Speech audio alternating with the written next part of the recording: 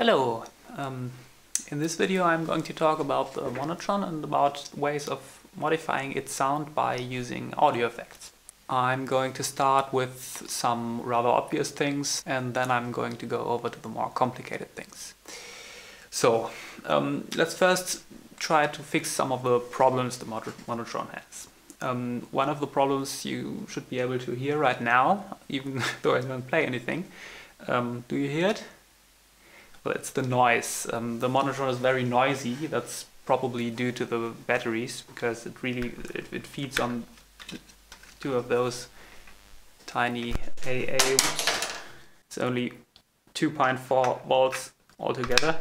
That's quite a small voltage. So how do we get rid of the noise? It's pretty simple. We can use a noise gate. It's now set off, but if we turn it on a bit, then the noise disappears. You hear it? There it is. Now it's away. And if I'm playing, you hear? It turns on the signal whenever I'm playing and it turns it off immediately afterwards. Of course, you can as well use a digital plug-in as the noise gate. This is one that I got for free. It's included in the Reaper software. Yeah, so here you can see the levels when I'm playing. You see that there are pretty much two distinct levels. One is the noise level, this is this level, and when I'm playing there's another level. And both are pretty constant, yeah? They hardly change at all when I alter the pitch or whatever. So I have a really good scope where I can use the noise gate. Just set it between the two levels and that works fine. You may want to set some of the parameters a bit different than you would normally do when using the Monotron. For instance, you normally use the attack at a very low time. It's 3 milliseconds here, so that you don't cut away any transients. But in the case of the Monotron, you may want to get a sort of smoother attack, because that's very harsh and direct. So let's try what happens if we set it to like 200 milliseconds. Ah, that's quite nice. Can you use this? The most common way of softening it a bit is to use a reverb. So this is free verb. Let's switch it on. Yeah.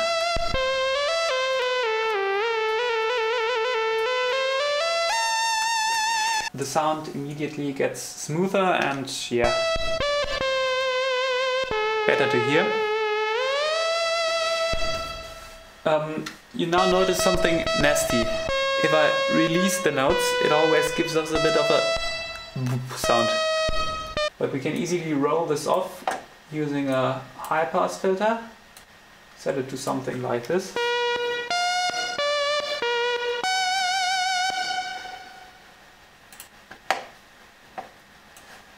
Okay, that was reverb, very common. We can use a delay in pretty much the same sense. It also makes it smoother and spacens it up, that it doesn't sound so narrow and tiny anymore. Yeah. Okay, a much more effective way than reverb or delay to make the Monotron sound sort of bigger and more complex is distortion. I'm using isotope trash for this purpose. So what do we do? Well, first we can see what the Monotron signal actually looks like. You see it's really a simple sawtooth with no interesting characteristics. It's just straight all the frequencies up to a very high range, which I can, yeah, that's the filter, you see. Now we want to add more complexity to this. Let's use the... We can use a filter for this purpose, obviously, like this. Sort of lower the high mids and then add a bit of highs again. One purpose. We have infinite possibilities doing this. What's much more interesting is if we add now a bit of distortion. Isotope trash has tons of various variants. Let's use something simple like, well, let's use this. And if we then drive certain frequencies into the distortion.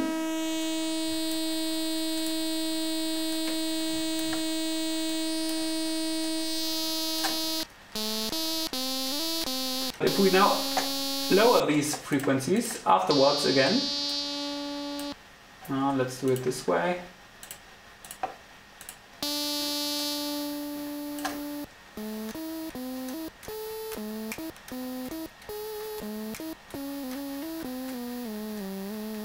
We sort of have a bit more texture in the sound.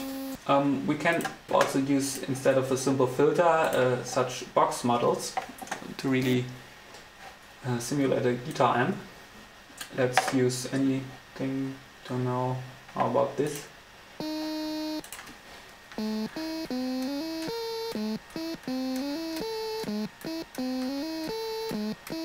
It immediately sounds more like a real instrument. And now we can do something very effective. This is a delay unit.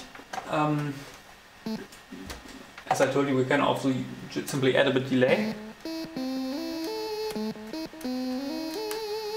and make it more spacey, but that's not the only purpose. Let's reduce the feedback completely. So we really have a simple slapback.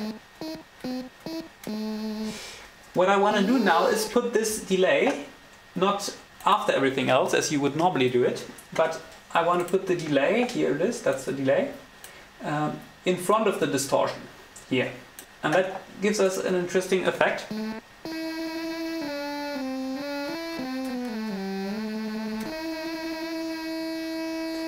What it does is, when you're playing a single note, there's no real difference. But as soon as you switch a note, the distortion does not get a single frequency anymore, but a mixture of both, because there's also the delay that's still in the background. Let's make it a bit louder. Let's see if we can find a sound where it's better audible. Yeah, that's it. You see? When I'm holding a long note, it pretty much stays the same. But as soon as I go into a slide, we get those sounds, giving more articulation to note switches. We should maybe lower the bass after the distortion again and add a bit more in front of it.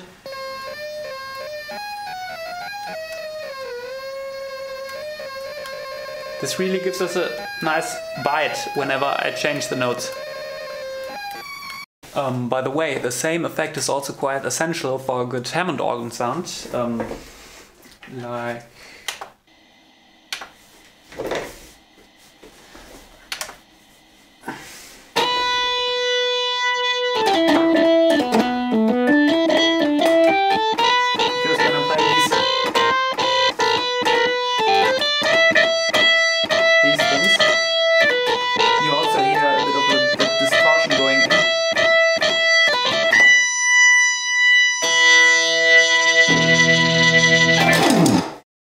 now, I haven't even mentioned so far what is probably the biggest problem of the Monotron, and that's to keep the tune. I don't mean so much playing correct notes. That's of course also a problem, but you can practice this. What you can't really practice is to use the pitch potentiometer to actually tune the thing, because it's just not fine enough. And so sometimes when you're trying to play some particular key, like, it's very difficult to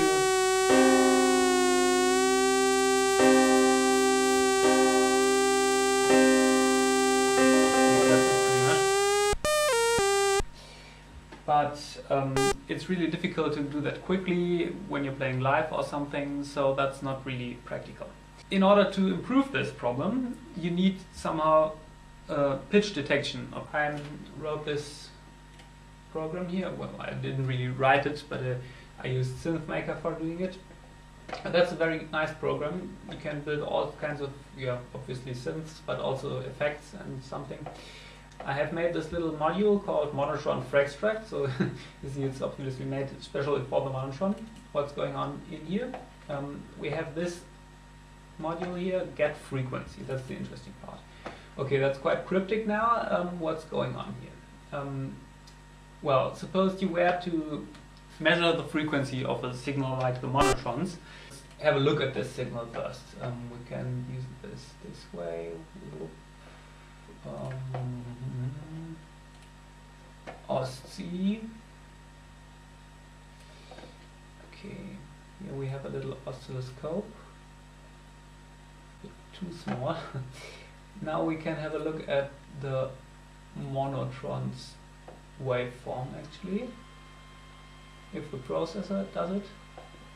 Let's see. Okay, that's it I think. Now it should. No. Ah, there it is. So we see it's really a sawtooth wave. It should be. Let's put the filter the right way. Yeah, now we really have a sawtooth wave. And it's quite simple to determine the frequency of such a wave, because you really, you really just have to measure the time it takes for the signal to repeat, and that's just the time between two of these peaks. Either two of the positive peaks or two of the negative peaks, doesn't really matter, the same distance. So you have to measure the time. How do we do this? Obviously, here's the code. We have a counter, which is just big T here. Let's zoom in a bit more. Big T is incremented every time we pass a sample. So that's not the time in seconds, it's the time in samples, obviously. Then we have two variables called, well, cryptic names. These essentially recognize what's the peak. Then we compare the input signal with the negative peaks here. And if we find that we are at a negative peak right now, then we reset the time every time this happens. So that really the counter starts again every time we have a negative peak.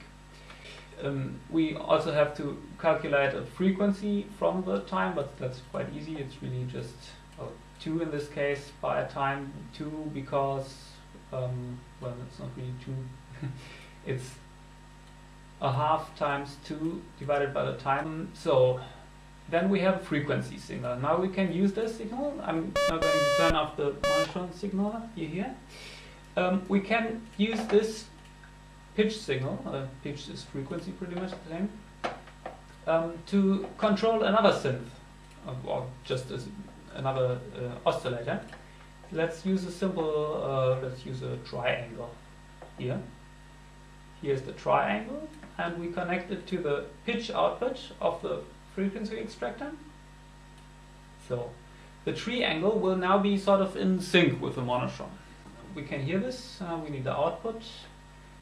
You see there's a whole lot of stuff I already did, I'm going to show you later.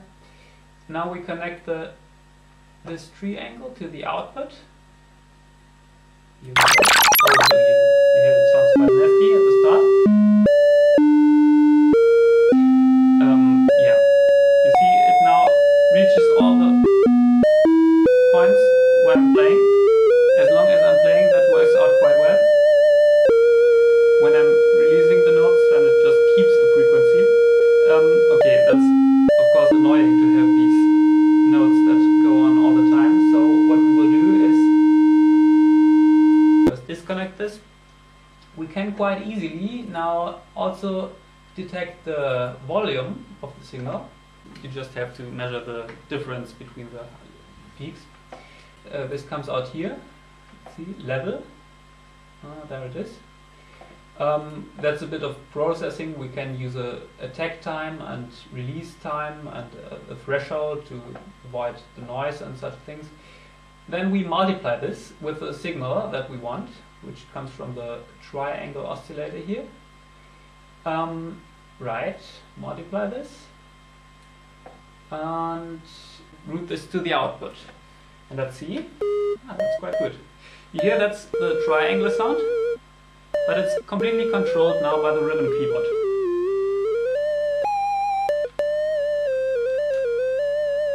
So I have all the expression possibilities that the Monotron gives me, the keyboard, but it's not a sound that comes from the Monotron.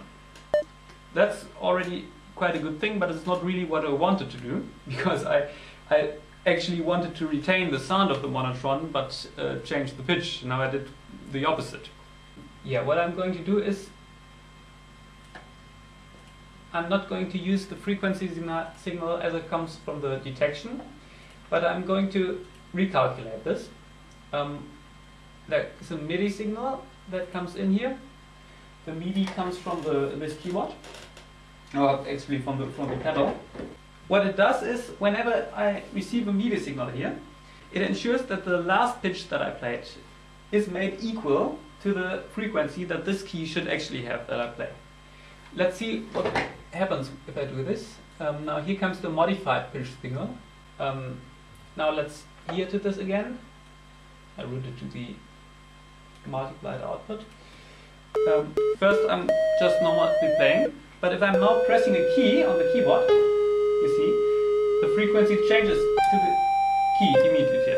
That's very useful, because for instance, when I want to play something in the key of C, then I can just press the C key on the keyboard, or the C key on the pedal, and then I'm in the key of C. If I want to have a G, then I just press this key. That's of course not the only thing we can do. We can now play full melodies on the keyboard.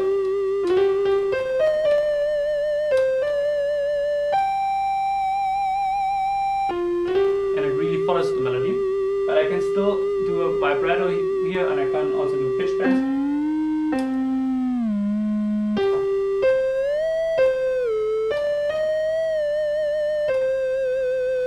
Quite nice. It also increases the range that I have by a great deal, because normally when you want to switch the octave on the Monotron, you have to do this with a pitch body, which is not very good. Now you can simply switch the octave this way and then play on the normal way. It's especially useful when you're playing live and have a pedal in front of you. Then you can just do stuff like multiple octaves range.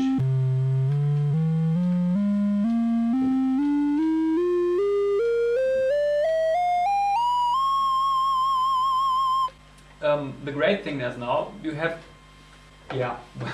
infinite possibilities what we can use as a synth here for. This already gives us quite a lot of sounds. Let's see some. For instance, I can more than one sawtooth wave and combine them and get something like this.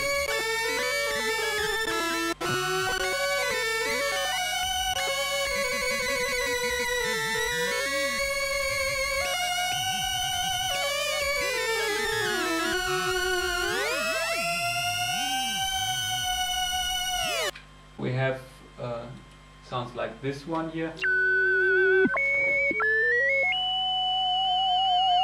That really fits quite nicely to the Monotron possibilities. A slowly developing sound. What else can we do? Don't know anything. This is supposed to be sounding similar to a theremin with delay, obviously. You have arbitrary possibilities.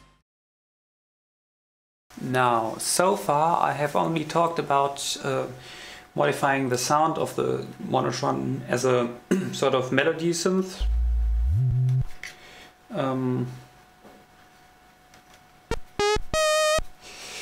But with the Monotron you can do a very wide range of other sounds that don't actually have any resemblance to any normal instrument, like when you use the LFO to chop up the signal and then make this very fast, and you get such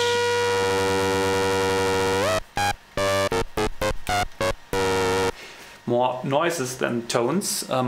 Actually most people seem to do this most of the time when they're playing the Monotron. I think that's a pity, because it's really a nice melody instrument. when played correctly. Anyway, I will now talk about some of the other sounds. Specifically, I've been asked how I did the drum sounds on my on my little song that I did with the Monotron. Well, so I'm going to show you. Let's start with the bass drum. Bass drum is pretty much the simplest thing because the Monotron actually can do bass drum sounds. Let's first start with the bass sound. That's quite simple. We simply lower the pitch to some deep note, and then, don't know, lower the cutoff as well, and get a deep bass sound. Okay, what separates a bass from a bass drum? Well, obviously the bass drum makes shorter noises, but that's not quite correct. For instance, if you listen to Led Zeppelin, John Bonham has a bass drum sound that's really fills the whole room. That's great. So that's not the only thing. But it is in principle the right point to start with. Short time of note, because short time always means that the frequency is not very exact determined. That also accounts for Heisenberg's uncertainty principle. What we need to do is actually not so much make a short noise, but rather make a noise that has a not so sharply defined frequency. We can easily do this with the Monotron by using the LFO to alter the frequency quickly. We can set this to pitch, and then we, yeah, there it comes, a bit more yet.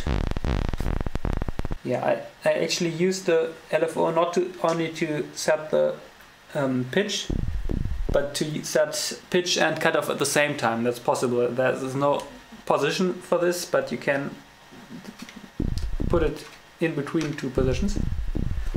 Then you get something like this, and we want to, let's see, yeah. That should be it. Yeah, you see, that's one of these sounds that I hate.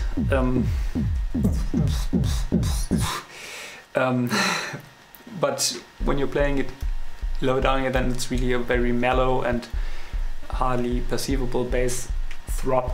It's not really a bass drum, but we can make a bass drum sound out of it by just pushing it up a bit. The first thing we need for this is distortion. We're using isotope trash for this purpose. Let's see how I set this. Yeah, the most important thing is the pre-filter here. That's really a resonant filter. Overtones, so that the basic transient goes through. The low volume parts are chopped up and so accentuates the highs a bit. Each of these units causes a rather subtle sound change. That I now set a reverb unit before everything else. That's very unusual. Normally you have reverb in the very end. So that we simulate a bit of the reflections inside the bass drum head that has certain vibration modes.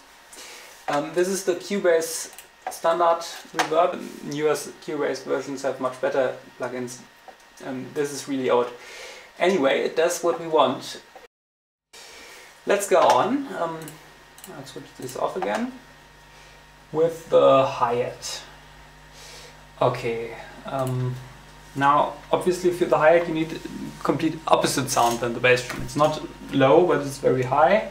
Let's first try to find a very high note. Of course we need to set the filter very high as well.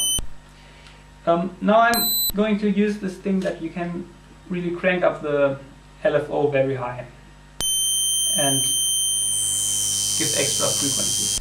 Let's use it like, what did I do? Let's see.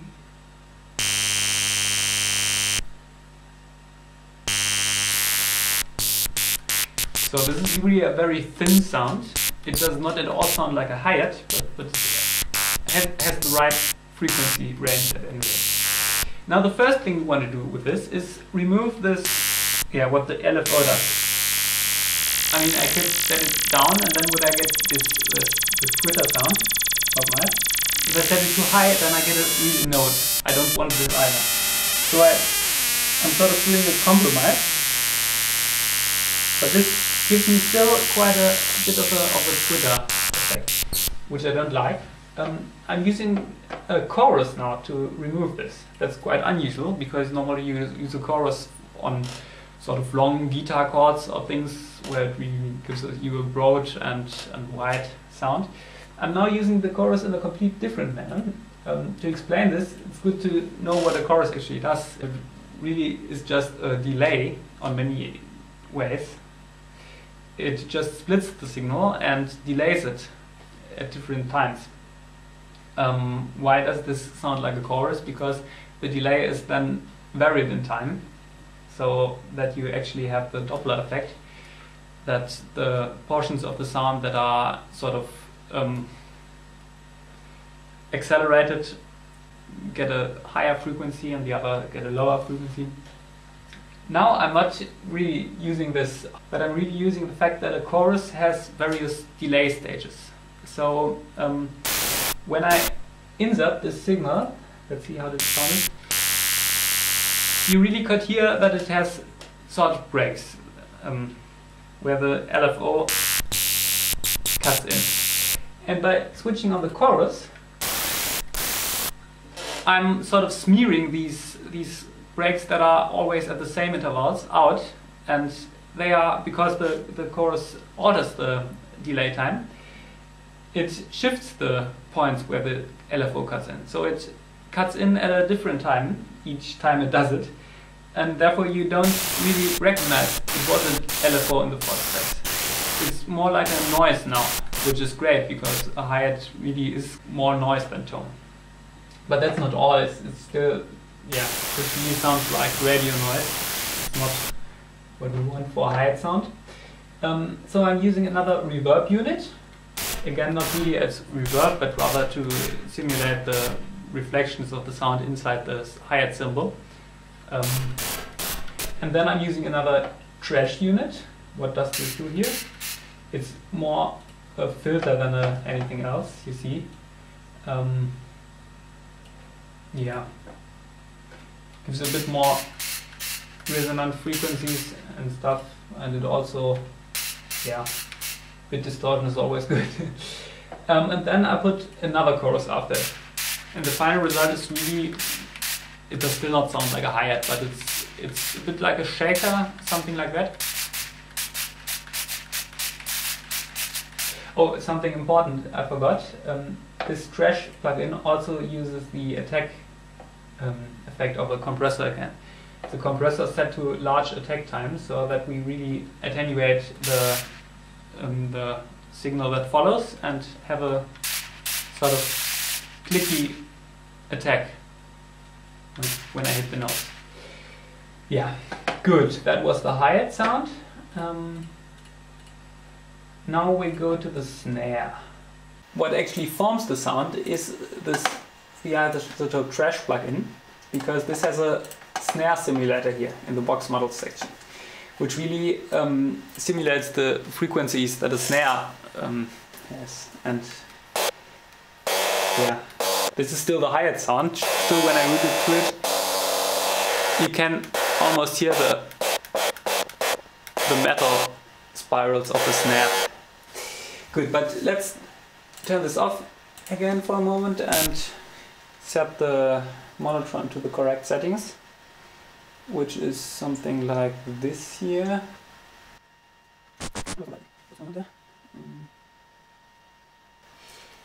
Right, it's very percussive, but it's not a snare sound. So what we do first is add some reverb in front. This already simulates the snare response a bit. Another reverb just to make sure. And now comes the most important part, where we add the snare box model and also trash again and filters and stuff. So if you put this on, then yeah. So these are the drums. Yeah, you can listen to this whole thing in the other video. And I think that was all I wanted to say. Bye.